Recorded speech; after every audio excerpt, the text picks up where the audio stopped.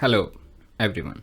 In this session, we're going to see what all the best practices if the organization or if the bank, which we saw just before, if the bank has followed some of the best practices so that they can avoid this breach. The first one is the regular security check. So the regular security check is checking their checking their security regularly would have found the weak spot in the firewall.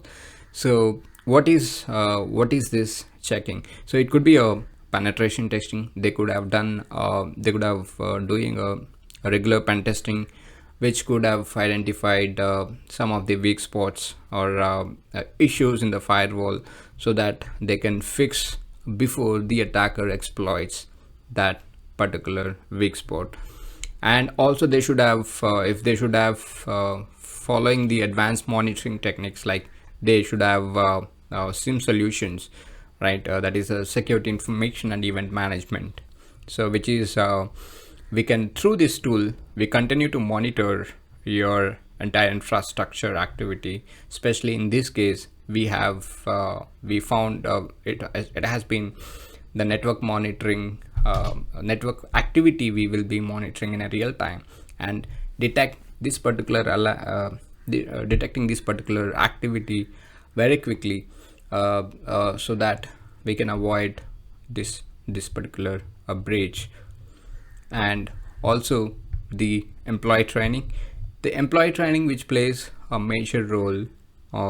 So for example, majority of the attacks happens through the inside organization users. So for example, one of the user have received an email which is a fraud email, and so the attacker clicks it. Because of that, the whole organization has been compromised. So that is an impact. Or if he connects any sort of a pen drives, right, or if he exporting, or if is some of the organization critical data has been exported to outside, right? So which is leading to a major issues. So these all the mistakes, or these all the things because of the users who should not aware of the best practices or the cybersecurity best practices. So they don't know of the cybersecurity best practices, or because of lack of security awareness, which causes the attack, the organization have to face consequences. So in this special in this case, so most of the organizations have implemented the proper security program, that is what we call the cybersecurity awareness program. So with this awareness program, so that we can stop many of the attacks, and especially the phishing attacks, we can stop it. The other one is the data encryption. So the data encryption is encrypting a sensitive data would have made it much harder for hackers to use the stolen information. If the data is encrypted, so even though they they took them the entire information, which cannot be easy to read because it is an encrypted data, right?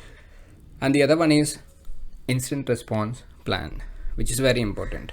Having a clear instant responding, or if you have a proper plan for responding to a security instance, would have allowed this XYZ bank to react quickly and effectively and minimize the damage. Imagine this: if there is an alert saying that your server is behaving abnormally. So if you know, or if you have a proper instant response plan, and if you have a proper instant response team, so that you can the team has followed the instant response plan. Okay, this is the incident happens. Let's say the server is behaving abnormally. What are the actions we need to take? So there will be a proper plan. Okay, these are the steps we need to check, or this is the investigation we need to perform, and then we can we can remediate this issue with this particular actions.